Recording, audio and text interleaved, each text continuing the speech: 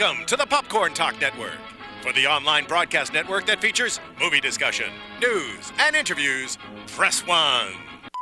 Popcorn Talk. We talk movies.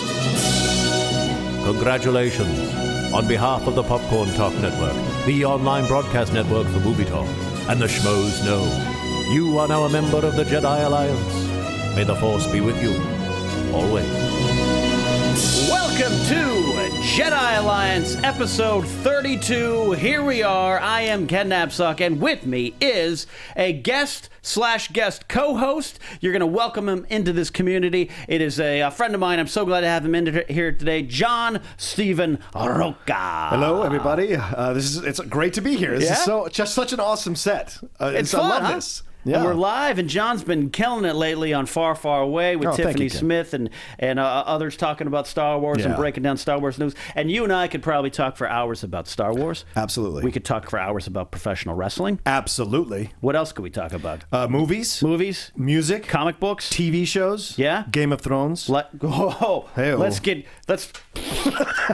talk. No, absolutely. I am gearing up for that. A man would take over. Yeah, that looks awesome. So yeah. It does. So John is a big Star Wars fan, and we've been waiting for the opportunity to get him on as we get into stuff. And today on Jedi Alliance, we're going to do a little bit of fantasy booking of Star Wars Episode 7, The Force Awakens. All right. Now, I guess I need to explain a little bit to those in the audience what fantasy booking means. Right. You and I both coming from the world of professional wrestling. Please. Booking is what you do. Someone holds the book, and in it has all the matches. That's the old school term from pro wrestling from decades upon decades. So we're just going to do some fantasy booking. Sure. Okay. Yeah. Do you want me to start? Not yet. Oh, okay. You're just not saying. Yet. I'm just previewing it. But right. You were excited about this. Of course I'm excited. Yeah. This is great. When you know enough about all the multitudes of characters that are in the canon, it's a blast to put them up against each other. It's a good time, and to see who will go against who and why. Yeah, absolutely. So,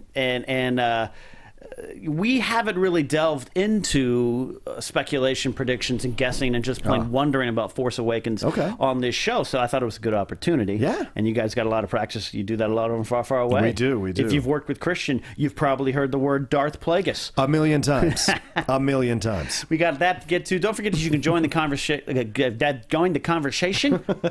Join the conversation on Twitter at Jedi_Alliance, on the Facebook page, which I have up here right now, as long as I click this little button where you can put some stuff there. And I'm also monitoring the chat room. I'm trying, guys, to monitor the chat room a little bit better. Oh. I just get so busy into broadcasting, I forget to look at all the wonderful things you guys say. He's a professional, ladies and gentlemen. I try.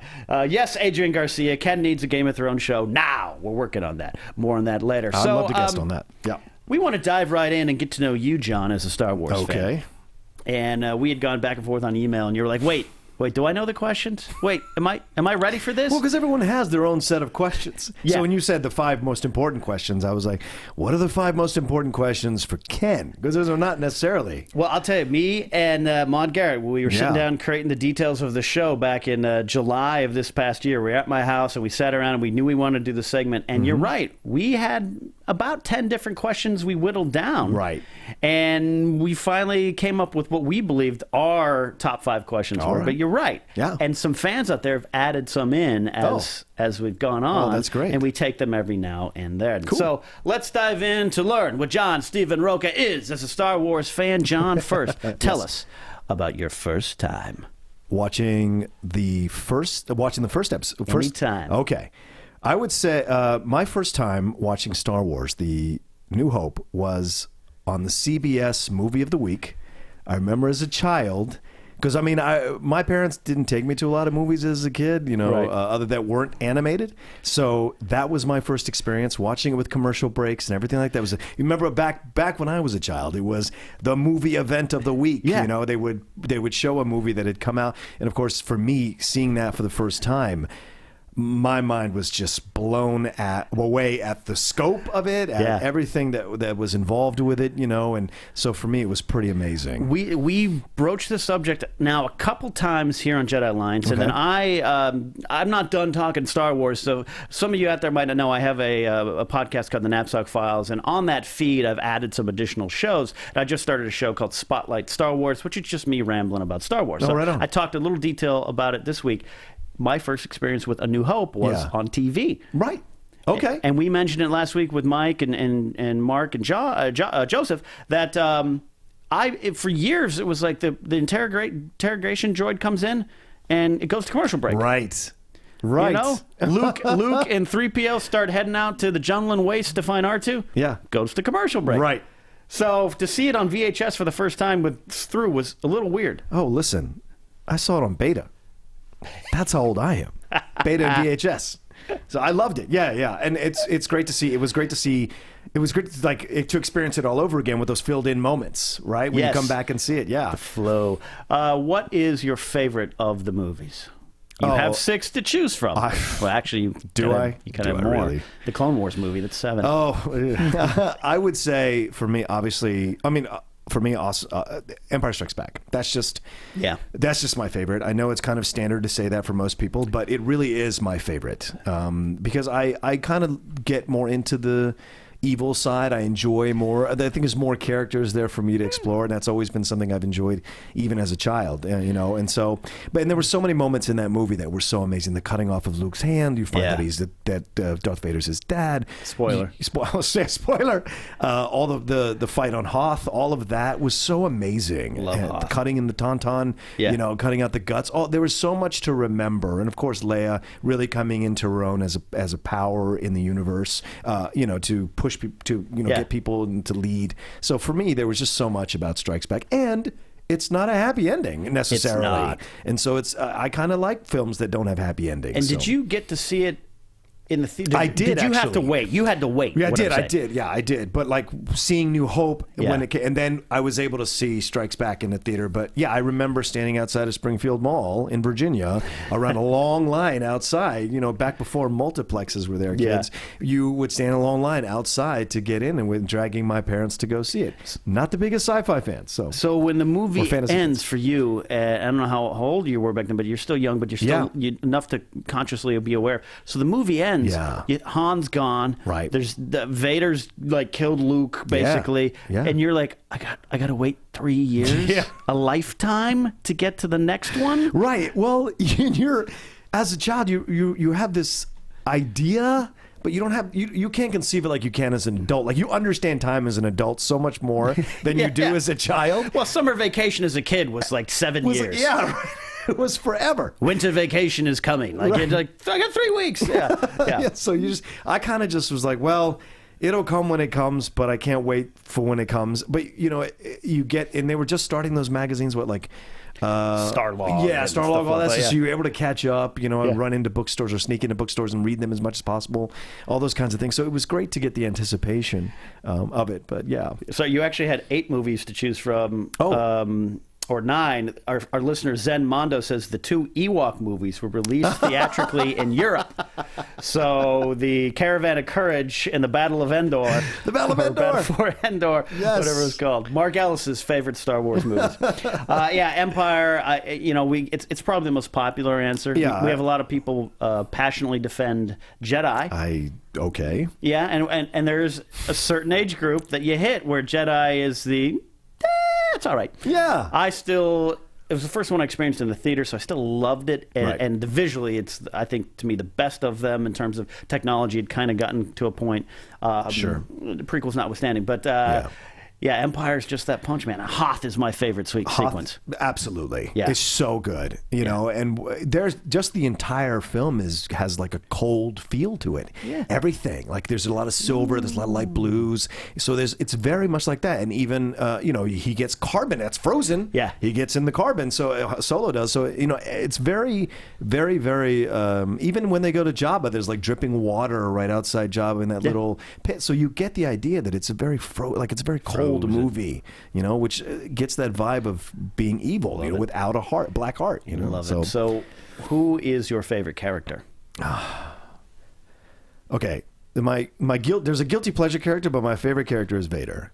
I just love Darth Vader. Yeah. I really do. I love his story. I love You the and Darth tragedy. Harloff, man. He's Plagueis. For me, it's just the story of the father, the struggle between good and evil, going towards evil, but then getting redeemed. Having two children that were taken from him and hid from him. And becoming never becoming the man, always being the main enforcer of the man. And so it's interesting stuff to explore with him. Are you reading Marvel's Darth Vader series? Yes. Oh my The lord. best of the new series that's come out. Yeah. Princess Leia has some great moments, but not the best. The Star Wars one kind of sometimes gets too comic booky for me, Yeah. if that makes sense. It's very cowboy. The Vader one. Yeah. There's some depth there. Yeah, and that's what I liked about that Yeah. character, and I love that they're exploring that in the comic book because you are seeing multiple levels of Vader. You're seeing where he is in the chain of command, and because we grew up thinking he's this bad, He's the guy. Yeah, he's the guy. He's this badass guy, so evil, but we have no idea the machinations of what goes on with the Empire, which I love that they're exploring in the comic Well, you book. got what's his name? Tag Admiral Yeah, Tag. yeah, Admiral is Tag. He's like whatever lightsaber guy. You're better being wielded. You're not Yes. better wielding power. If you That was haven't read, that is from I believe issue 2 of the Issue 2, Darth yeah. Vader series. Yeah, yeah. The first one of the Darth Vader series is great. That final panel is amazing. But you got Admiral Tag, who's in A New Hope. He's the guy in the around the circle table, kind of arguing. Not the guy Modi who was choked by Vader, but the other guy with the sideburns, kind of. And he's just tearing down Vader. He is, and getting away with it. Which tells you how little they thought of Vader's ability to take out his vengeance in that way. That they were able to step up to him. And also because he's got the protection of the Emperor, which you find out in when you read the comic books. Yeah. Yeah. So Vader's your favorite character, but let me ask you this: what is your favorite Force power? Oh, wow. Jesus. To me, it's what you see in the battle scenes, the ability to throw people with just a wave of your hand. Like a Force push? Yeah, Force push. The Force push. I love it. Because Yeah. I wish I could use that in real life sometimes, the Force push. Alexis, are you in the engineer booth celebrating that there? I am, because that's my favorite. Right? It's my is, favorite thing in yeah. the whole damn thing. Alexis understands. She's like, get away from me. This is They're just Alexis's first time engineering Jedi Alliance today. So welcome Alexis to the team. Thank you. She's doing a great job, but she was very excited. She was threatened to wear her R2D2 dress and violate dress code here at Yep. Popcorn Talk. And maybe next time you get to. I will. This doesn't I'll violate sign it. away. I know. No, you're No, good to you're go. fine. I meant Vader and Stormtroopers, yeah. John, you and I are going to be best friends because everything that you've said is literally my answer. So I'm just That's like, great. you're Good my to know. spirit animal. You're amazing. I love Force you. push is Force As push. you wish. When I play Force Unleashed, Oh, when yeah. I'm Star Killer, the Force push is the one move I use the most. Yeah, it's the best. Get away. And there's some great moments in the prequel, and I've mentioned them on the show before. In the prequels, I think in Phantom Menace, I love the Force push. When Obi-Wan pushes the battle droids and makes that sickening sound, it's great. So that's your favorite Force power. Yeah. Favorite quotes from Star Wars, any movie that you use in regular life. Oh, I will tell a story. I do use the "I love you, I know" situation. You do I have done that before. on dates. Usually in bed. Whoa! Yes, I don't want to. I'm not gonna say anything negative. Like I'm not gonna get into That's not negative. specifics. That's positive. Specifics. But I have occasionally been a smartass with, which may be why I'm single. At times when they say "I love you," to just give the smirk and go, "I know," and be playful about that. So that's what comes to mind. I'm probably another quote. John, that you're I my use. twin. That's it. Like, I've actually used that. Yeah, I definitely I love that quote. It's absolutely one of my favorite. I've never used it in the act of love, but I will give it a try. But I'll say my favorite said quote is the Emperor at the end, near the end of Jedi, when he says, "And now, young Skywalker, you will die." That's awesome. That's my favorite There's delivered so quotes. much in Palpatine and Vader and Yeah. Luke and Jedi. There's so many great things. Sweet. My favorite is the your overconfidence is your weakness. Your faith in your friends is yours. I've used that in corporate settings before. It's great. I should think to do that. So there's that favorite Star Wars sound effect. This is a bonus question that the fans have forced us to wedge in. It's definitely more than 5 now. This may speak in a negative towards me, but my favorite is the sound of the lightsaber turning on. There's we get that a nothing lot. better. There's nothing. Oh, really? You do? Yeah. There's just nothing better to me. Just immediately, the hair on my neck stands up and my spine tingles. Just It's a crisp sound. Yeah, it's crisp. And if you stay to the end of the Force Awakens trailer and you get that sound, yeah. There's a reason it's in there. There's reasons in there, and they say, and we can get into the speculation that it's actually the saber from Luke and everything. Right. But just that sound when you first heard it, you didn't know all that. Yeah. You're like, oh, I'm home. Yeah. I'm it home. just feels comfortable. I love that. And someone actually posted. Let's get into some Rogue One talk later. But someone put out there on the Facebook page, I believe, and I'm sorry I can't remember the name to give the listener credit. Of could Rogue One be the first one we see without a lightsaber? I don't think that, but on paper, potentially that could be That true. absolutely could be true. Yeah. But we don't know the whole story. Right. But we'll get into Rogue One later. Yeah. Final question. Yes. And I think I know the answer, but it is a fan favorite question. It's, Okay. John Stephen Rocha, would you turn to the dark side of the Force? I will say that there must be a reason why I love the dark side characters more than the rebel characters. So I would say, given the right circumstances, I would certainly say possible. Certainly possible. Yes, I like that. I like that. Alexis, I'm going to ask you this question. Would you turn to the dark side of the Force? I was like, you wound me, sir. Yep. I would never do that. Sorry. Okay. I would say not now. I would say when I was younger, in my 20s, there were definitely moments. Yeah. Yeah, I mean, I can totally understand it, but I can't do it. Yeah. I got to stick with my Rebel Alliance. Well, it doesn't there. mean you can't be redeemed. Vader was redeemed. That's true. Right? Yeah. So He brought balance to the Force, we think. we think. But Right. there has been an awakening. All right, so that is John Stephen Rocha's go at the 5 most important Star Wars questions, plus some bonus ones. If you think there's a question out there that we need to add to the most important, go on to the Facebook page, Jedi Alliance on Facebook, and add a question there. Put it in YouTube comments. Tweet us at Jedi_Alliance. And today, if you want to join the conversation, it's at Ken Napzok and at The Rocha Says. Wow. You're kind of the Latino rock. He's my favorite wrestler. This side of Hogan, so I had to use it. You can't Oh my go God, wrong with the stop rock. it. You can't go wrong with the rock. Right. Rocamania didn't work. So. So we're going to move on to our next segment here. You guys might be missing renewed hope with Queen Amidala. There's no way I would ever try to fill the Queen's dress. So we are going to do a new segment here when we look at the news called From the HoloNet. And that is we're going to take a look back over the last week at some of the news in the Star Wars universe that kind of grabbed everyone's attention. And since we don't get a chance to talk about it every day, we're going to talk about it here. Nice. So, John, the first one up I want to talk about is the new book, Star Wars Aftermath. Yeah. Now, there's the 20 or so books coming out that are all canon. Canon. Everybody's canon. Do you have a lot of time? There's it's a little bit of overload. I was going to use the word ridiculous, but I'm going to read every book. But when I have to read a sticker book, You better. because it's canon, You better.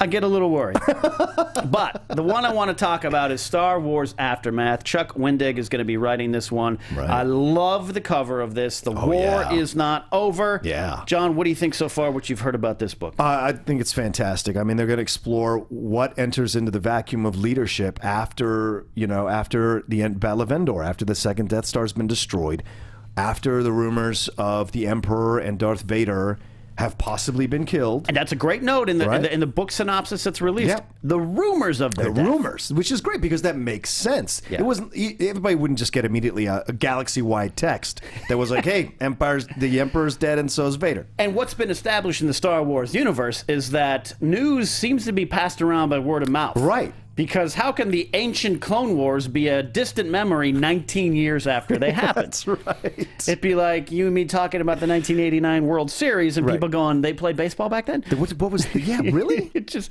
Yeah. So, yeah, you're right. The rumors circulated. Yeah. Now, my reaction, this is probably the book I'm looking forward to the most out of the new batch it looks coming. great. Yeah. A lot of them are young adult Plus, based he's a great books. writer. Chuck's great. I don't know his work, so Yeah, it's good. he's done a lot of I saw science his fiction. tweets. Yeah. Okay. It's good stuff.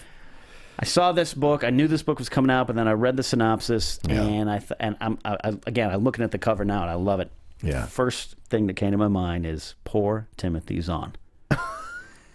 He's got to be looking at this going, I already did this. Yeah. Heir to the Empire, Dark Force Rising, The Last Command, the official continuation, and I know we've discussed it on the show before. He was swept away with canon. Yeah, he was. And there's rumors. Now, did you read Heir to the Empire? I did. You did. Yeah. I had the comic books if you want to read them fast. Oh, sure. There's rumors that some of the characters, Talon Card, Mara Jade, Thrawn, Wow. some way or another, could show up in these books, and Wow. particularly this one. Well, I think that's a great. If that does happen, which would be fantastic, I think it's a great nod to that, to those characters and that kind of and those storylines. You know that they know people respect those characters and love those characters, and they want to bring them into the canon. They don't want to just necessarily not have them, just show up and not have some really integral part to play. That they're creating. And I think it's fantastic. It would give me hope as a fan of Zahn's first set of trilogy. It would give me hope that maybe Zahn. I don't know why Zahn can't be. I get maybe why he wouldn't be writing this book, and he's a bit right. Well, I was going to say he's a bit older now, Yeah. but James Luceno's been around a long time too. So an old guy can write a good Star Wars book. sure. Why not?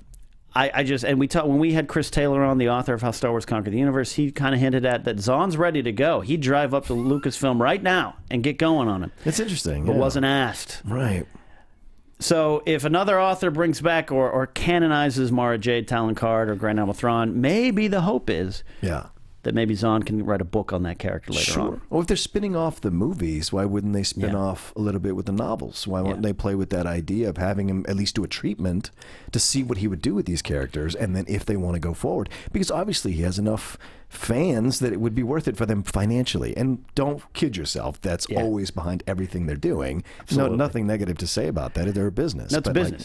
It's business. Show business. Show exactly, but it would be fascinating to see what Zahn would do now with all this time he's had, and all the stuff that's come out in the meantime, and also all the stuff that is coming out now, to see what he could create given that kind of construct. And we'll see if if they bring Mara Jade in or some version of the character. I can't imagine it's going to follow the same storyline. Tries to kill Luke, marries Luke. Right. I can't imagine unless Force Awakens starts and Luke's in his cave and there's like a black and white photo of his ex-wife or something, or he lost the hut in a divorce or something. I don't know.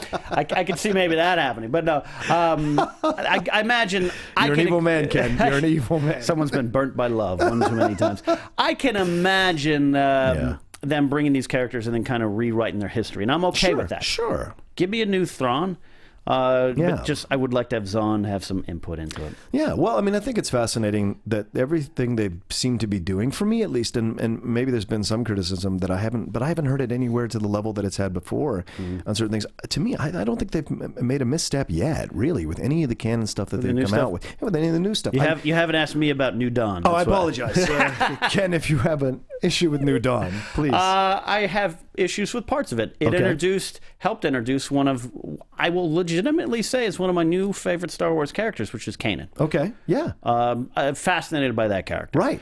I just thought the execution of the story wasn't there. And Hera's great, too. Okay, fair enough. I want more Hera on Rebels. Hera's great. Yeah. Hera is great on Rebels. And now that they've attached her to her father in Clone Wars, and there's a lot more there. There's stuff. The New Dawn wasn't a complete loss. It was helped me. It helped me sleep more than NyQuil. Wow. All right. The story I'm going to add in here that I totally overlooked today, but I saw the story today. It is sticking with books here right now. Okay. And you and I talked about it a little before. Is the book coming out that's going to be in the canon? canon. Yeah. It's all canon. Is Dark Disciple. Dark Disciple, yeah. Which is based on some lost Clone Wars scripts. Yep. Dave Filoni said this was going to be a storyline later on if the show had continued. Right. They did that with the Darth Maul short-run comic series, which was pretty good. Yeah. And this is going to be starring, so to speak, Asajj Ventress and Jedi Quinlan Vos. Quinlan Vos, yeah. You like Vos? I do. I love Vos. They say he's brash or impertinent or whatever, but I like that vibe to him. Like I said, if you've got a little bit of evil in you, I kind of like it. A little bit of rebellion in you, I kind of like it. If Christian was here, I'm sure he'd ask you this question, but have you read Darth Plagueis, the book? I have not read Darth Plagueis, the book, but I need to read Darth Plagueis. How does Christian hang out with you? It's a great book. I know. It's on the nightstand. There's like a stack of books by my nightstand that I'm going through one by one. Yeah, Vos is in that, and he definitely comes across as that Jedi, like Qui-Gon, and like Obi-Wan in his youth, I would say, where they're like, hey, there's some gray areas in life. Yeah. Yeah. So pairing him with Asajj Ventress, who's a great character in the kind of started in the expanded universe, I think this is an interesting story. I'm intrigued to see. Random House is putting this out. Yeah. It is a kind of a team up where they're both going to kind of go against Dooku. Dooku, yeah. And Vos is interesting because it is a character, and I did a little bit of research on it today, so it's fresh in my mind. But Vos is a character that was created in the expanded universe. Yeah. But based off an extra in Phantom Menace. Yeah. Yeah. I didn't know that. Yeah. Something I learned. You learn something new every day in Star Wars. Of course. See, he had the face band. He comes across as it's vaguely like a Native American vibe, kind of a warrior vibe to him. So he has kind of that face paint. So he's in the scene where Sebulba and Annie are talking about pod racing and all that stuff. Yeah. So the expanded universe takes the character, builds him up. Yeah. And Lucas goes, I'm intrigued by this guy. Yeah. So he throws in a reference to him in Revenge of the Sith. Right. And I was always intrigued by that, too. That Lucas himself, he did it with Zahn, taking the name Coruscant. Right. But to do it with Vos is interesting. Yeah. So now we're getting it in canon. Well, I think it's great. That just shows you an example of how interactive this series really is between the fans and the creators, and how, sometimes there's anger towards Lucas, but then sometimes, obviously the whole reason we love this is all the groundwork that he laid from the first trilogy, and even in the prequel trilogy, which you can defend or attack as you wish, but there's enough material for people to love, and there's interaction moments like this that I think really let the fans know that they do have a voice in this. Absolutely. And they are participatory. Nothing more than a better example than 501st. Oh, right. Yeah. Very good. The start of the 501st, again, going back to how Star Wars conquered the universe, it's all in there, but then it ends up in Sith. Yeah. And now it's there. It's official. It's in the canon. Yeah. Why can't you and I start something, John? I'm down. Let's start a as team. Much as we know, let's do it. Let's get in my Camry, and we'll call it some spaceship, and we'll create a fan movement, and we'll get in episode 9. I don't know. They don't let Latinos in the Star Wars universe that much. So Yet. who knows? Who knows? Yet. Jimmy Smits, that's it. That's all we get. And we're going to talk about that next week. We're going to talk about a little bit more here, but next week, I should announce it now. Next week, we're going to take a good solid moment here to talk about diversity in sci-fi and diversity in the Star Wars universe, and where it's been, where it's going, and hopefully how it can improve. Well, I think that's why I like the Dark Disciple too, because he is in my mind, he's a Native American, an echo to a Native American Jedi, and they're supposed to have some kind of love affair, some kind of in the book. Oh, really? It's supposed to be. There's feelings between them. There's some electricity that occurs as they go on this mission, and I think what's going to happen is that because the Jedi Council brings them together and assigns them the mission, she wants vengeance against Dooku. So what's going to be interesting as this progresses. It's not necessarily Romeo and Juliet because they're not young innocent kids, but it can be a dangerous love affair because if she may have that moment where she has to turn to the dark side to kill Dooku in a way that is not how the Jedi would do it, and he's danced with the dark side many times, right? So it'll be interesting in that moment, like. Don't do this. It'll ruin what I feel for you. What will happen if you do this? The echo in our relationship. So I think it's fascinating. I'm so looking forward to this. I'm gonna go base level here. Asajj Ventress, I would date that woman in a heartbeat. All right, I know I'm this conservative old white guy in a suit, But my ex-girlfriend had like 16 piercings and tattoos and was a suicide girl. Saj Venture's got some kind of darkness to her that I'm just attracted to. Exactly. I love that character. I love what they're doing with the work in the Clone Wars. So I'm buying this book. Yeah. So am I. Before the sticker book. I'm buying this book. I might read this before Plagueis. Don't tell Christian. The next news from the HoloNet is Star Wars Celebration, which is actually the weekend of my birthday, April 16th through the 19th. I'm going to be celebrating my birthday at Celebration this year. It is added, and I saw this, I learned this from your tweets, it's added the Emperor himself, Ian McDiarmid, to the list of stars coming. We got Carrie Fisher, Mark Hamill, and then it's been confirmed that Electronic Arts has got some vendor space, and it looks like we might be getting some footage, finally, from Battlefront. Yeah. Which is one of my all-time favorite series of games. Yeah, I mean, they had this footage at the Game Developers Conference at the first weekend of March, and so it may be what they're bringing to show people here for Celebration. I would imagine, though, that they'll bring some gameplay too, which I think will be fun for people who are fans of the first two editions of Battlefront. And, you know, they're getting a lot of good feedback about the game. So I'm looking forward to it. Yeah. You mentioned that conference in March. It was kind of this secret conclave. For the shareholders and no one else. Yeah. Sorry, I gotta have a big cough here. Choked on my water talking about Battlefront. Did you play Battlefront the first two? I played with people. Do you know? Okay. I'm not always the best at these shooter games. You know, I'm not either. Yeah, so I like to have my friends play and watch them play and discover as I chip in every once in a while to play certain characters with them.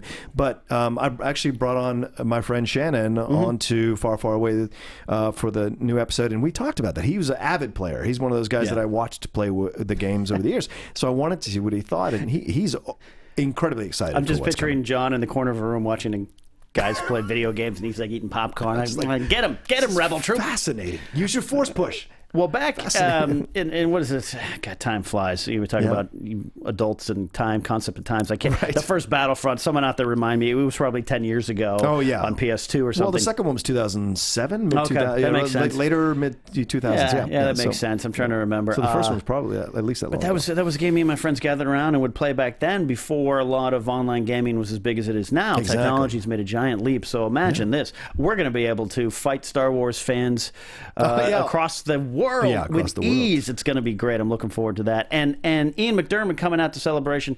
I don't know how many appearances he makes. Well, this seems rare. This is fascinating to bring this up, because I actually was rewatching a little bit of Jedi before I came on today, just for kicks, you know, and I was watching it, and that's what a good fan does. I just love those things. But that end scene, he is already so old already in Jedi, and I'm just like, it's 30 years later, and the man's still kicking it. Yeah. Like, how old was he? How old is he now? How is he able to keep going to these things? You know, he did Jedi. He was about 35. Was he really? Yes. Yeah, no. That's all prosthetics and makeup. He was in his mid-30s. That's amazing. And did that. I came up know with that. That's and insane. that's why they were like, well, we got it. He's definitely a no-brainer for the prequels, because he's still going. Now he's of the right age. Yeah, Brad Pitt should have studied him for Button, because he would have done a better job. I mean, they're relatively the same age. So it's I totally thought he was in his 60s when he did that. Yeah. Wow. No, he's still going strong. And again, I may be wrong. I don't go to a lot of. This is my first Celebration. I don't go to a lot of conventions because of the Schmoes. Last few years I've had to, and I love them. But I don't know how many times Ian McDiarmid makes appearances. It doesn't seem like he gives interviews. I know for sure, but he's not like against being who he is. He embraces it. Right. But this is, to me, it just adds a level of excitement to the Celebration. Oh, absolutely. I mean, they're bringing so many people to this that it's such a great, it really is a celebration of Star Wars. You know, this isn't like they've called it that. This just seems to be more of a celebration. There seems to be a better vibe to what's coming out in December to the film. And so you get the sense that people want to come to this. People want to appear at this. People want to do things to support it. What I was saying on Spotlight Star Wars on my show this Saturday was this is a great time to be a Star Wars fan. Absolutely. This is the time. And I know there's people out there, some casual fans that I know at work, and I was telling them, this is where I'm going to be in late April. And they were like, there's a what now? What? So, and the celebration's been going for a very long time, I know. And this is my first one, but there's people who are like, oh, there's a thing for... Yeah. There's like a party for Star Wars? So this is it's big news. This is big time. This is going to be a big one. And quick bet trailer. We getting it? Oh yeah. Yeah. Well, here, I love the way you said that. Oh yeah. I'll let you into something. Yeah. Christian and I had a little text back and forth after the Far Away episode from last week, because I said that I thought there might be more than just the trailer. Really? That there might be footage, extra footage, because that's what they do at Comic-Con. They'll show up. Yeah. With Mad Max, they came and they had like a bunch of extra footage that didn't make the trailer or even the final trailer that's come out. They've had a bunch of extra footage for, for certain films that have been at Comic-Con. This is in essence a con to a degree, and so why wouldn't they have just a little bit more to whet your appetite? I can't disagree with that. Marvel did it so well with the announcement of the slate earlier this year. Right. That's why there's these rumors that Marvel is not going to be at Con. At San Diego because they just maybe feel they don't need it. D23 is this year. Yeah. So does Disney want to wait till then? Give us a taste here, but it's in Anaheim. It's in Disney's backyard. Right. Could be a pretty big few days well, here. And also the trailer is supposed to come out on the Avengers 2 which will be about 2 weeks after Celebration. There's no way that thing doesn't leak on the internet. And there's no judgment on anybody who does that kind of it's great to wait. It's also great to not violate those rules, but people are going to do it. It's the reality of life. Yeah. So if you're going to have that happen, why in God's name wouldn't you release the trailer ahead of time or give them something that they're not just going to that they're not going to be able to get anywhere else, right? So it just seems to me giving a little bit extra footage wouldn't be a bad thing. Exciting times. The final news from the HoloNet that we're going to take a look at is something, kind of a rumor that broke last week, and that is that J.J. Abrams looks to be in line to direct Episode 9. Now, the reason this is kind of news is when the cast, or the director took over for Episode 7, and it was Abrams, and suddenly we all kind of took it as news, I think, in the industry on this side, that Rian Johnson would be directing 8 and 9. Yeah, that was the rumor. Abrams would kind of move to a producer role. And now this is coming back, and it all of a sudden, week before, it was made official that Johnson has Episode 8. Yes. We were all kind of like, well, yeah. We knew that. We read the rumors. Yeah, I have friends here in town who know him, and they're like, yep, that, okay. But now Abrams back to 9. What do you think that means, John? I think it's a smart move because the guy who starts it should end it. Yeah. I like that feeling, I think if I'm correct, Lucas did the same thing with the original trilogy, right? He gave the second one to his buddy and then came back and did Jedi. Well, from a certain point of view, Richard Marquand directed it, but the long-standing rumor is that really wasn't the case. Okay. Marquand was a non-union director. Right, yes, I remember that. Spielberg wanted it, couldn't do it because Lucas was not in the union, blah, blah, blah. Long story short, George is back there going, no, do this. So in a way, I think you're right. Yeah, so I think it's just, you're wrapping up from the beginning, and don't tell me Ryan wasn't specifically selected by JJ to carry on his vision. I mean, I think that's really the thing with JJ is that if it's going to be his baby, then it's going to be his baby. Right. And so why not come back and end it the way you want to end it? And it's good for him to take a break. This must be so difficult to carry the weight of this franchise, to start from scratch. It's not like Peter Jackson, where Peter Jackson was able to it's already written material. Right. So people are just wanting to see what you do with it. This is something else. You're creating this from scratch. Right. And so it's like, okay, what are you going to do? So all the people who've been hunting for rumors and hunting, it must be a lot of pressure on him. A lot. And I'm pretty confident with JJ even before the trailer. The trailer instilled a lot of confidence into me. Could a lot go wrong? Of course. The Phantom Menace is one of the best trailers of all time. Oh, well, true. But I think this is, and again, this is in rumor state, and in this day and age with the internet taking the place of actual journalism, this is, it could not be true. But it shows me, if it is true, it's a little vote of confidence that, hey, finish what you started, like you said. Go, it's yours. Bring it home. I like this. I like this possibility. I hope it does happen. I like JJ as a director, and I think he should come back and wrap things up as he sees fit. And so far, he's done all the right things in the view of this fan over here, and it sounds like you're in the same boat as well. Absolutely. So that is a look at the news from the HoloNet around the galaxy. That was fun breaking down with you, man. Thank you, man. I was going to make this a little shorter segment, but I had a lot of fun talking. Now, I'm a verbose guy. I apologize. No, it's great. And and see your love for Quinlan Voss come out in your voice there. Come on now. That's a underrated Star Wars character that I'm glad is getting a little bit to the forefront. So next we're going to move on to the segment Forced On. As you know out there in the audience, Forced On is something that we do every week, most of the time, where we take something from the Star Wars universe and force it on you. When I was talking to John about coming on the show, I said, what do you want to talk about this week? And he said, I want to talk about The Force Awakens. Yeah. There has been an awakening. Yes, there has. The light side and the dark. John, now I know a lot of people, I was just looking on the Facebook page, like, well, but Ken doesn't like to do rumors and speculation. You're right. We're going to try to keep this as spoiler-free. I still, to this day, have clicked on 0 stories that have, in the title, spoiler of Episode 7, leaked set. I haven't seen the concept art. I haven't seen anything. I've done as best I can. So don't spoil too much for me, John. No, but you're in the same boat, right? Well, I am. I don't like to spoil things. I want to enjoy the movie. I'm not one of these people that's trying to find the leaked script, the leaked storylines, the leaked whatever. Right. I'm not a big fan of that. When I host the show, when I co-host sometimes too with Far Far Away, to me it's just about giving a taste. You know, you're talking rumors. You're not talking spoiler stuff. And that's why we're doing what I like to call this fantasy booking. And I'm getting up your discussion points here in my email, so that's why I'm looking distracted. Right. So that's what. So you're out there. If you're worried about spoilers, by all means, we'll do the Maude Garrett spoiler, Kermit the Frog arms. We're just speculating. Yeah. We're guessing. We're predicting, and we're doing what every Star Wars fan loves to do. Yeah. We're simply wondering. Right.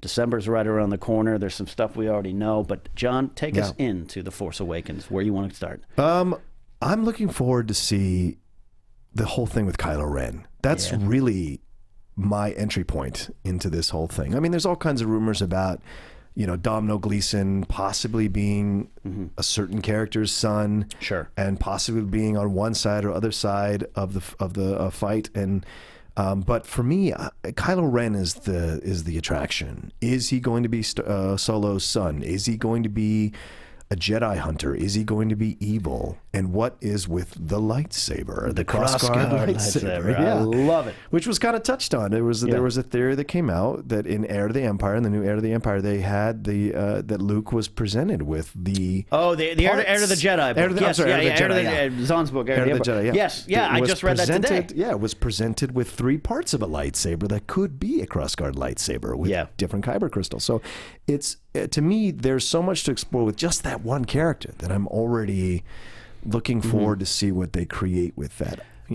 So again, talking about fantasy booking, who we put it up against the Undertaker at WrestleMania, Kylo Ren. Do you think, just from what we know, just from that 2-minute trailer, John, do you think that's our big baddie, or is there something else? Oh yeah, no, I think so. Absolutely. You think so? Oh yeah, Oh yeah, absolutely. I would put him up against a young Obi-Wan from the prequel trilogy. If we were going to set up a match, it would be young Kylo Ren and young Obi-Wan. I think that'd be awesome to see that battle. So you think Kylo Ren is the bad guy we're going to be dealing with for the next 3? I don't know. Would you go that far? I would not go that far. Okay. There's obviously someone behind him. It's very Vader-esque. I think that's why I kind of like it. It has echoes of the Vader story with the Kylo. Because if he goes bad, if he's from good seed like Solo and Leia, why does he go bad knowing the stories? Love that too. If he does. Are you from good seed? Because I am.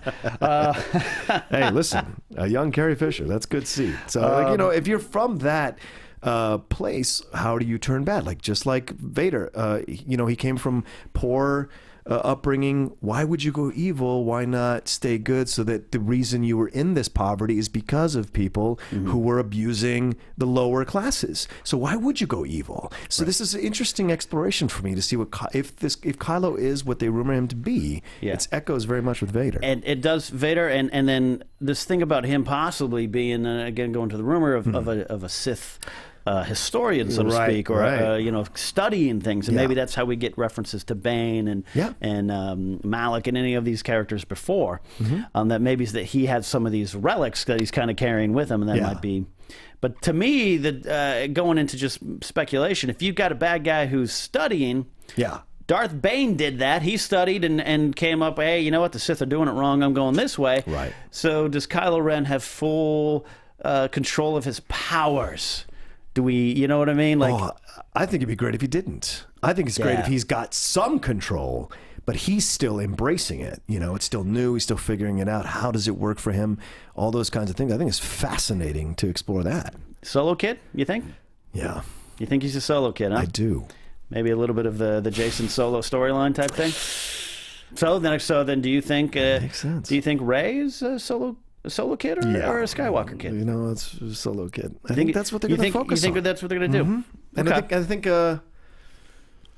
I think Dom Nell's going to be Luke's, and then the other two. Yeah. And the other two are going to be from Leia and Solo stock. And the thing I love too is And that's no spoiler. It's just a speculation. No, yeah, and again, if you're afraid of knowing anything, I don't want to know anything either. But this is fun for me because I do have these thoughts. When I Yeah. see the trailer, I'm Yeah. thinking, what am I looking at? Right. Why are those stormtroopers on Tatooine? Right. Are they on Tatooine? What's going on?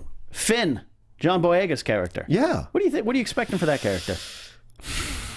This is a very good question. Yeah. I don't know. I don't know what we're going to see from him. I mean, I like that he starts the trailer. Yeah. That's fantastic. It's Yeah. JJ's way of going, yeah, this is where we're going. A black stormtrooper, deal with it. Like, Deal I with it. love the balls of that. Like, Yeah. I really do. I think it's like, this is what we're going to play with. I think obviously he's going to be a good guy, and he's going to be like, because they had echoes of that in Rebels, where they had, in Star Wars Rebels, where they had Kanan and a couple other people pretend to be students of the Empire or trainees at the Empire Yeah. as stormtroopers. So, When Ezra yeah. goes undercover, that's one. That I'm was, sorry, Ezra. Yeah, Yes, yes, Ezra yes, goes undercover at the Imperial Academy, and there's and now the name's escaping, and someone out there can help me. But there's the black character there Right. that they're very clearly like. Yeah. Look at this guy, Yeah. and we talk about his sister who disappeared because of the Inquisitor. Look at this guy. Yeah. It's very clear. Yeah. Spotlight. Ding. So could that be a relation to John Boyega's character, Finn? Yeah. There's possibilities there. And that what I love about when I think and sit down, and Christian and I do this over hot dogs. Mark Ellis and I do this. You mean Mark Ellis? Mark Ellis. There's so many characters potentially coming out of this first cast. Oh, yeah. I forget Lupita Nyong'o's there.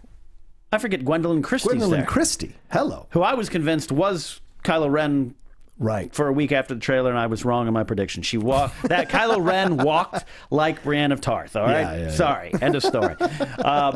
There's and Max Von Sydow. Boom, go Now- for it. Take it away. This is a possible spoiler, so Okay. I'll do the hands. I'm playing along. There's rumors that he is Kanan.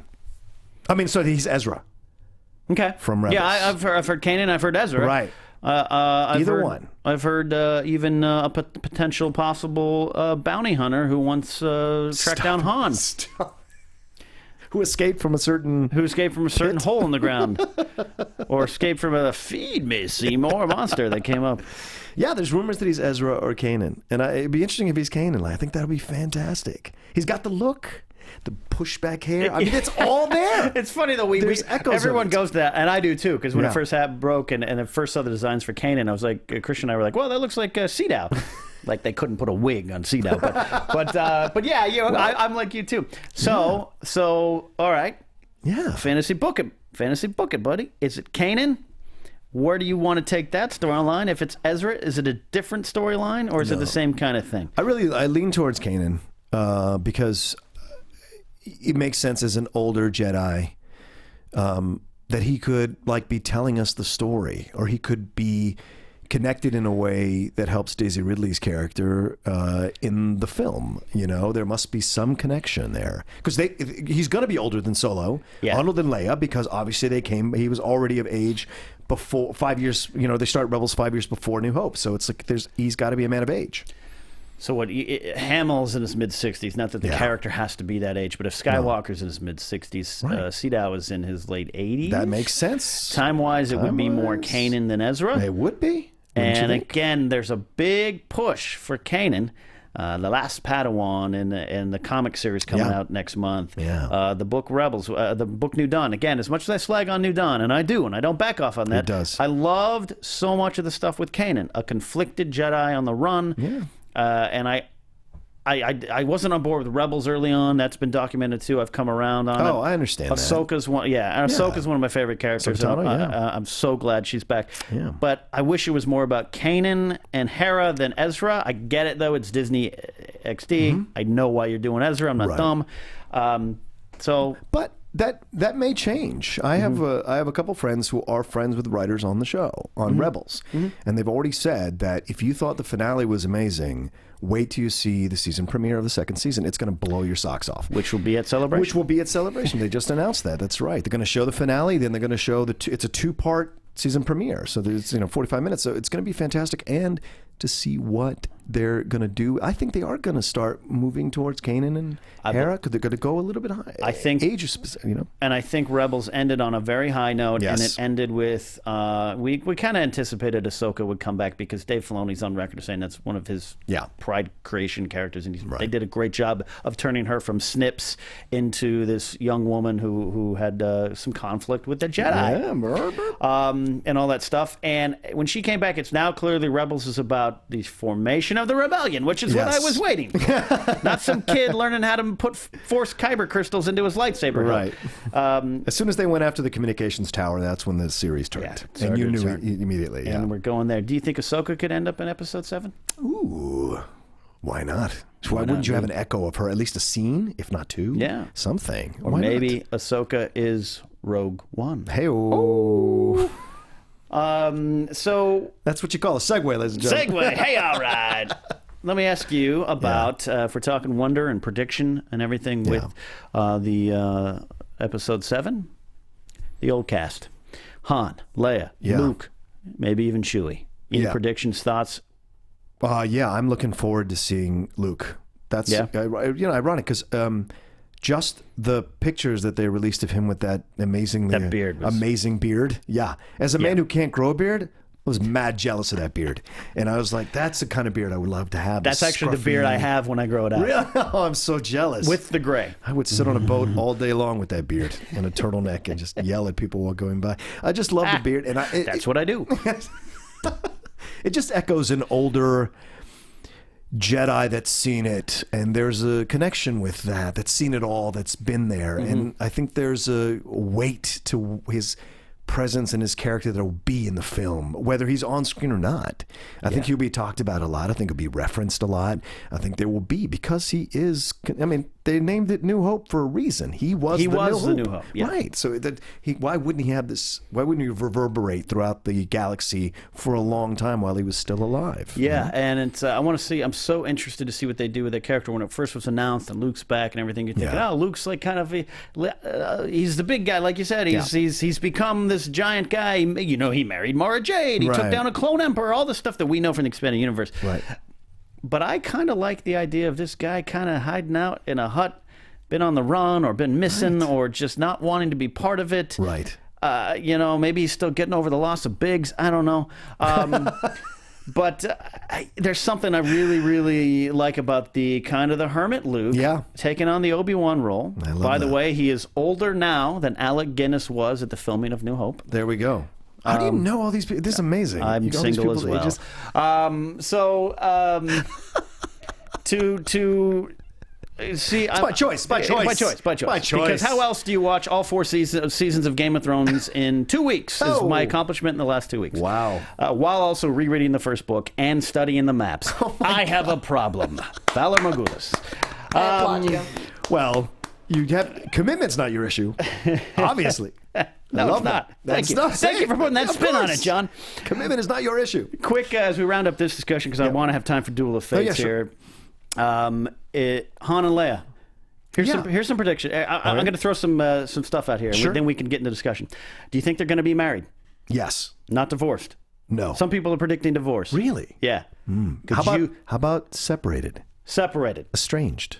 Okay. Separated. I would take a separated. Separated, maybe? He's kind of a tough guy. He's kind of a curmudgeon. Yeah, he's kind of a curmudgeon. I mean, she's no walk in the park either. She's very opinionated. It's tough for dudes who are rebellious guys to be with opinionated ladies. Maybe the movie opens up and you're at the Shady Acres retirement home and Han and Chewie got a room together and Han's just like, it's a good 20 years, but man, I just couldn't take it. Hey, Chewie better have gray hair. Yes. Better have gray hair. I'm totally on board with that, because he was, about 200 at the start of New Hope, so he's approaching Don't give me this crap 250. don't give me this crap about the lifespan of a Wookiee. No, he better have gray hair. Han, do you think he's going to die?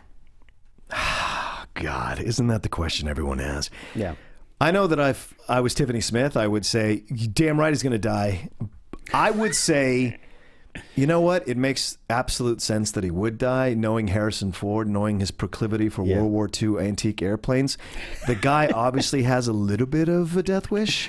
And so I think, hell yes, he's going to die. I guess is the vibe that you seem to be getting from a lot of people, and it would make sense because he doesn't have the patience for this kind of stuff as an actor. Yeah, I agree with Melanie Dunn on our comment section here. Simply says, yes, Han will die. Alexis says, hell yes, too. I think Harrison Ford came back to give him a proper Viking funeral. Yeah.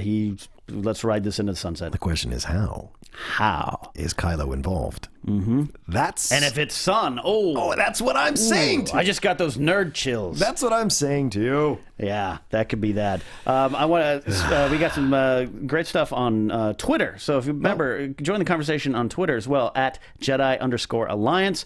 Adriana Rabirdi at Rabirdi says, could the significance of the lightsaber sound, I just said lightsaber like I'm 5, the lightsaber sound at the end of the trailer be based on Luke or Anakin? Was it first Anakin's blade? And there has been some confirmation from Lucasfilm on that one, right? What do you think? Yeah, I think it's Luke's. I think it's Luke's, absolutely. I believe they said it was the one from New Hope specifically, Anakin's Luke's. Which is right, exactly. And it echoes through the generations of that. And so it just makes the most sense. And if you hear some of the early rumors that I did unfortunately get caught reading early on, like 2 years ago, Luke's lightsaber seems to be playing a big part in this one. Yeah. This is a great question here, and because I think it goes to something with Oscar Isaac's scene in the trailer, which is Anthony Butera III asks, and he's got a great Twitter handle, Ant 1983. I love that one. He says, hey, Jedi Alliance, what new planets or types of planets that we've never seen before in the Star Wars universe would you like to see in Episode 7? I don't know if I have an answer for that, honestly. I don't have a direct answer, but I think whatever planet Oscar Isaac's Poe Dameron was flying that new X-Wing. Yeah, that looked like a fantastic planet. I think it could be Alderaan, and I think it could be Yavin. Oh, yeah, Yavin. Yeah. All right. I'll go with that. Any other planets you want to see? Eridu, that they've introduced with Tarkin. I don't know why they'd go there, but it's fun to say. No. Eridu. No, I think I'll stick with your answers. Mustafar? Honestly. You think they could go to Mustafar well, they already again? went to Mustafar, right? Yeah, so could that's they not go a back? new planet. If you're asking me to go back to planets, I want them to go to Mustafar. True. I want them to go back to Hoth. I want them to go back to Dagobah. I want them to go back to all the places that I remember. And going back to Melanie Dawn, what used to be called Korriban, will we finally get to see Morabon? Adrian Garcia asks Dantooine.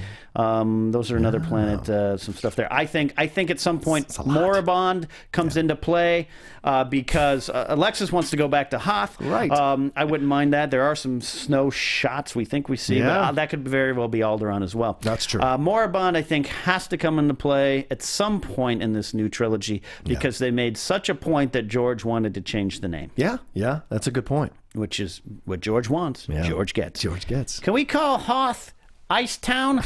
Yep. It's sure. Icetown. Whatever you want. Yep. That's the new canon. Welcome to Icetown.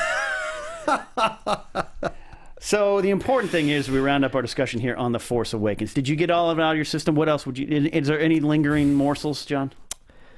No, that's it. We mentioned him. Oscar Isaac's Poe Dameron. Oh, yeah, well, listen, I'm excited to see what he does. I love Oscar Isaac as an actor. I've really become such a fan of his. He's a Latino. He is Latino. He's Latino. I mean, he doesn't. He's kind of a white Latino, like I am a white Latino a little bit. So I gravitate to him. I couldn't say that.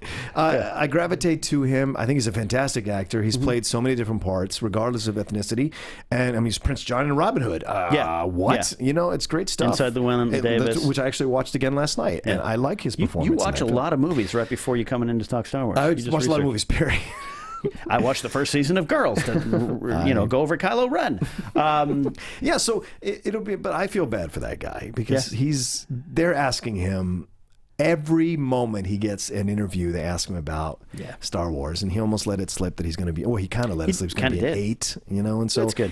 It's tough, but that's not surprising to me because he's one of the new cast. I think Boyega, Daisy Ridley, Adam Driver, and Oscar Isaac, and probably Gleason and Nyong'o and Christie. I can imagine them going on. Yeah. You know, I imagine him going on. It'll be fun to see what they do with his character and see what he plays. I mean, he's writing the X-Wing. Much. So there's got to be something that Yeah, he's going to lead to. that's my look. My favorite part of the trailer is the Millennium Falcon. I love the Kylo Ren stuff, but I'm telling you, when for the first time I saw Oscar Isaac sitting in that cockpit, and then they do the shot of the 3 X-Wings, I'm like, this is Star Wars. Yeah. We're here, kids. Just streaking across the water. Yep. Badass. Something we've never seen before. Right. Loved it. Yeah. I loved it. Star Wars Episode 7, The Force Awakens. You might have heard of it. It's coming to theaters. What is that, December 18th, 2015? Yes. I don't know. I'll be sleeping on the sidewalk about November 20th, waiting to get in. It's a great time to be a Star Wars fan, and I'm so thankful to the creator, George Lucas, that we still get to talk about this, and Bob Iger for saying, hey, George, we're going to make some more. Here's $4 billion. It's $4 billion. It's $4 billion. Go relax. Go buy comics. Which is great. Which was great that he went to a New York. If you didn't see it, a couple weeks ago, George Lucas goes to a store, a comic book shop in New York, and just pick. Can I have all the what's the new Star Wars ones? Can I have those? Can I have those? Thanks. Somehow I couldn't get them shipped to my house. Can I just buy them off the rack? No one in Marvel's like, hey, should we send these to George? Nah, he can get them himself. He's got $4 billion. It's an interesting company. Stan Lee suing them. It's an interesting company, Marvel. It's an interesting company. Respect. But it goes to what George says is he is retired, and he's like, I, for the first time ever, get to enjoy these movies as a fan. That's a fair point. He's probably going, I'm going to read these comics because I kind of want to see what happens to Vader. You know? I love that. He can't be unhappy with what they've done. He can't be. I love that. I can't be. So we're going to close now with Duel of the Fates here as we go into overtime. Wow. Duel of the Fates is our weekly debate segment where we take 2 things, or sometimes 3, from the Star Wars universe and pit them together. We debate them and then ask you on the Facebook page to render your decision. We had some great stuff from last week. Joseph Scrimshaw, our guest and co-host, said, since we're talking about the Kenner action figures, let's pit the actual action figures against each other. Not the characters so much as the actual action figures. We had a great, fun, spirited debate, and here are the results from you out there on Facebook land. We had, and John, jump in a little bit with some post-fight analysis. You're Joe Rogan to my whatever the guy's name is. Imperial Dignitary versus Logray, the Ewok Medicine Man. Imperial Dignitary, of course, hung with Emperor Palpatine on the Death Star throne room. Who would you have gone with? Logray? Medicine Man. Well, you would have been right because in almost a clean sweep, Logray took it 24-2. Wow. Everyone agrees those vicious Ewoks out there know what they're doing. If they can beat up a bunch of stormtroopers and AT-ATs, why wouldn't they be able to? Yeah, a lot of... by the way, what did he just say, fans? AT-ATs. Oh, AT-AT, I'm sorry. No, Maud's not here to call it that anymore. I have the comm. It is AT-AT. All right? Fair enough. That's what I always called it. If you were raised in the 80s, that is what you called it. Yes. End of story. That's what they called it in the commercials. Yep. Right, anyway. End of story. All right. So a lot of people chimed in about the Dignitary versus Logray, but everyone kind of agreed. Jeff Hazel's Logray, as he will knock out the Imperial Dignitary and cook him on the fire. Whoa. As Joseph Scrimshaw said on the show last week, I have a feeling Logray would just immediately want to set him on fire. So that's that. So the next one up that we battled was the classic Hammerhead figure versus everyone's favorite Prune Face. John Hammerhead, as he was called in the 80s. I know the character has a full name, backstory. He's like some kind of peaceful monk, and Prunehead is kind of a rapscallion rebel. But Hammerhead figure versus Pruneface, who do you got? I would say Hammerhead. You're sticking right with everyone else because Hammerhead 21-2. I would say Hammerhead. Took that battle, and he's a Hammerhead. He's Hammerhead. He's got those big hands, those arms. And my belief is people go to become a monk because they have a lot of anger inside them. Well, there's a lot of fighting monks out there. Yeah, you know what I mean? The House of Black and White. We're going back to Game of Thrones again. Sorry. Though Jeff Hazel, signs in again, goes, hey, Pruneface, he was a commando. And isn't Hammerhead some sort of monk? But Christopher James says Hammerhead's duck feet would just squish that prune head.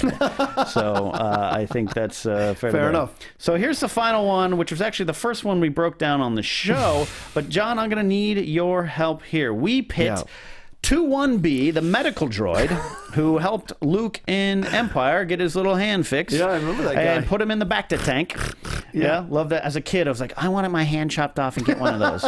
Idiot kid. 21B versus EV-99, who was in charge of Jabba the Hutt's droid torture and relocation program. Right. Way down below, you're a feisty one. John, we got a problem. It came down. Tied. What? 10-10. It's so obvious. Really, a tie. What you going with? The medical droid. Medical droid wins it. Medical droid wins it. John Rocha has decided, it was a fierce battle. There's a lot of people at some good points. Listen, if it can heal you, it can kill you. That's right. That's just that's logical. Yeah, It again, knows exactly where to send its instruments to dismember you. I like Charlie Davis's comment. Physician, heal thyself. 21B helps that I had the figure, not the other one. A lot of people, again, we're going with the figures. But Zachary Ross Jackson says EV-99. 21B specializes in repairing life forms, and EV specializes in taking droids apart. It was a fierce battle, but in the end, John Rocha sides with 21B, the medical droid, wins. That was last week's Duel of Fates. Wow. So now it is this week's Duel of Fates. We're going to continue with kind of the speculation talk. We had another one planned, and I kind of threw you a curveball, so maybe we'll bring that one back next week. It was a good one about space fights. Sure. About them fighting in space. But this week's Duel of Fates is, quite simply, with the announcement of Rogue One and Felicity Jones kind of taking the lead in that one, and still a lot of rumors about the plot and rumors about the time frame. Yeah. A lot of it went to this gang of bounty hunters helping the rebels steal the Death Star plans for the first Death Star. Right. We don't know if any of that's confirmed. We just know the release date, who's doing the score, who's writing the script, who's directing, and one of the leads, the very talented Felicity Jones. Yes. So the question for Duel of Fates this week, and I'll pit it to you, John, first is, quite simply, with an answer, do you want Boba Fett in the movie? There's not a movie I don't want Boba Fett in. Oh. So I would say yes. I love Boba Fett. I've said this on Far, Far Away, and I hate to keep bringing this up, but for me, he's the closest thing to a Latino character that we have in the Star Wars universe, in the original trilogy, because for me, just there's something about him that I always felt like as a young Latino kid, I just kind of gravitated to Boba. There's something about his name, something about his just that he doesn't say much. He does his job. He doesn't cause a fuss. Gets in there and gets out. Like there was something about him being such a badass. You know, I think African Americans related to Vader. You had the James Earl Jones voice. He's a black guy, very strong black presence. There was enough, obviously, on the other side, Caucasian with Luke Solo. There was enough. There's enough. We had some choices. Yeah, exactly. So for me, this is just, I always felt this way about Boba, and I even have a shirt that has Boba doing like a salsa dance. It's just, yeah, it's just a fantastic thing. I've never heard that theory, and that's great. That's why I love the perspective of the difference of views of the fandoms. Well, I've heard this from a number of people that they never heard this, and I've discussed this a number of times with Alexis. Yes, 1,000 times. Yes, I love that. I've heard this, from a number of people who are of the Hispanic or Latino origin, that we have this connection with Boba. There's just something about Boba. So when the prequels come out and you realize it's kind of like more of a New Zealand Kiwi Islander type of guy, sure. Changed it a little bit for you? Listen, I'm not going to speak ill of the prequels, and I don't want to start a war here, but that always bothered me, because I thought it was a great opportunity for him to present that side of things. I mean, he obviously messed things up with Gunga and messed things up with Watto, is that his name? Yeah, Watto, So I thought he would have taken a great opportunity to, give a very large segment of the world population a little bit of a say in the galaxy. So, I mean, he's a darker skinned guy. Yes, New Zealand, whatever you want to say, but possibilities still in my mind. I think that's interesting. That's an interesting perspective. Obviously, I wouldn't have had that growing up, and so I love to hear your perspective on it. And so that means you want to see more Boba Fett all the time. Absolutely. And you want him in Rogue One. I do. Well, sure. If they said it at the right time. In that time frame. Yeah, in that time frame, I think it would be fantastic to have him in Rogue One. Why not? If he's a bounty hunter, that means he's up for a price. You can get him for a price. So if this is going to be a gang of bounty hunters, why not have Boba? Okay. Have something to do with it. I can totally agree with that. I'm going to go on the opposite side of this with a asterisk. I love Boba Fett as well. I get it. Come on. I know. That's a great shot we got going on the screen right now, too. That's a vato loco, man. All right. Yeah. I'm just saying. Now I'm seeing it like Look that. at that. Now I'm seeing it like that. Look at that. All right. So my thought, would I be opposed to him in Rogue One? No. And the idea of bounty hunters helping the rebels makes sense. The rebels needed all the help they can get. Yeah. So I'm not opposed to that. And we're seeing IG-88 and Bosk in this one picture here. I guess my apprehension, my tentative nature towards this is, do we need Boba Fett to be in this story? Is the character absolutely necessary to be the guy that helps the rebels destroy the Death Star, and then a movie later, he's helping the Empire hunt down Han? I get for a price. Right. He's a sellsword. I get it. Right. Totally behind that. And I also fear that it could just be a little bit too much fan service to have Boba Fett in there. Well, that's a fair point. I think that's definitely a fair point, especially because you're creating a spin-off movie. But Boba... How many scenes does Boba actually have in the trilogy? It's not them. In the trilogy we're talking about. And not one movie, in the trilogy. So there's not that much with Boba. And so to me, if you could throw him in, and I don't think that he necessarily is helping the bounty hunters. You might be right. That's what I think. If you're going to have him in the movie, he would still be servicing the Empire. The Empire can pay much more than the rebels can. So maybe the Empire hires Boba to, go at it. Yeah. Go after the rebels. Was not? I mean, he appears in the Darth Vader comic book. He appears quite well in the Darth Vader comic book with a new Wookiee character.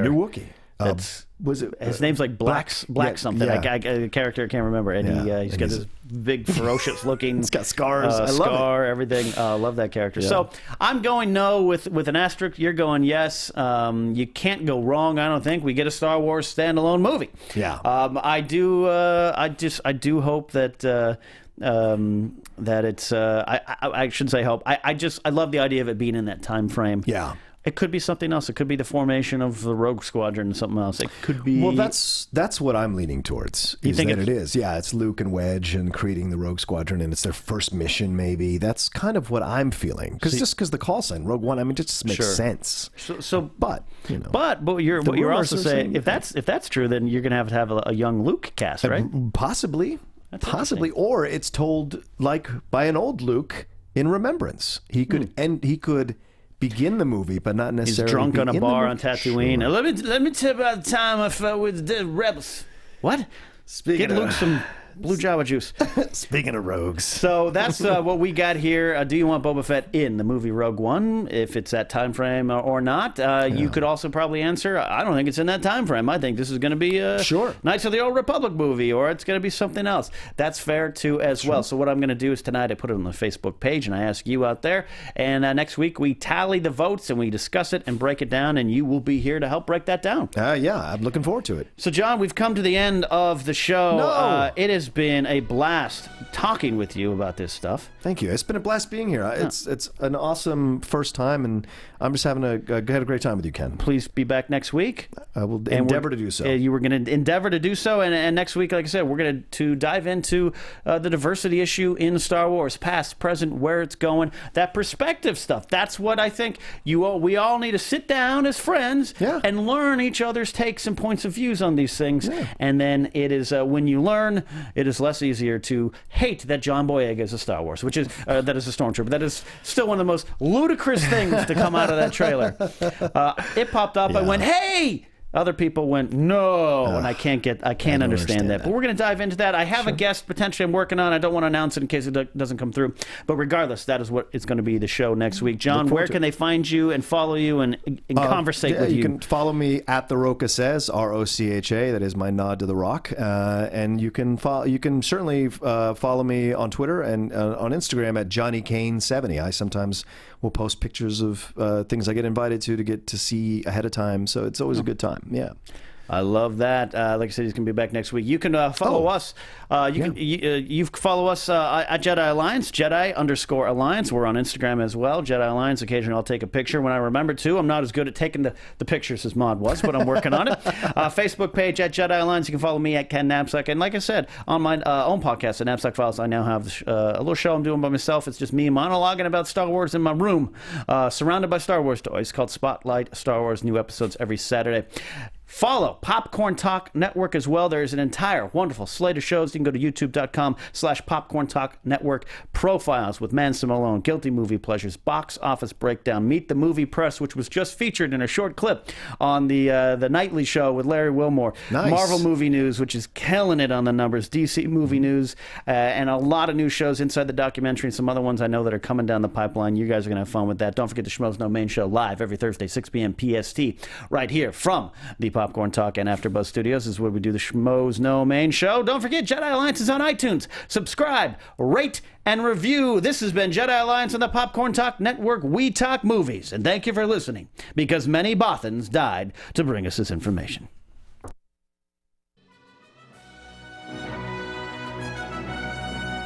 From producers Maria Menounos, Kevin Undergaro, Phil Svitek, and the entire Popcorn Talk Network, we would like to thank you for tuning in. For questions or comments, be sure to visit popcorntalk.com.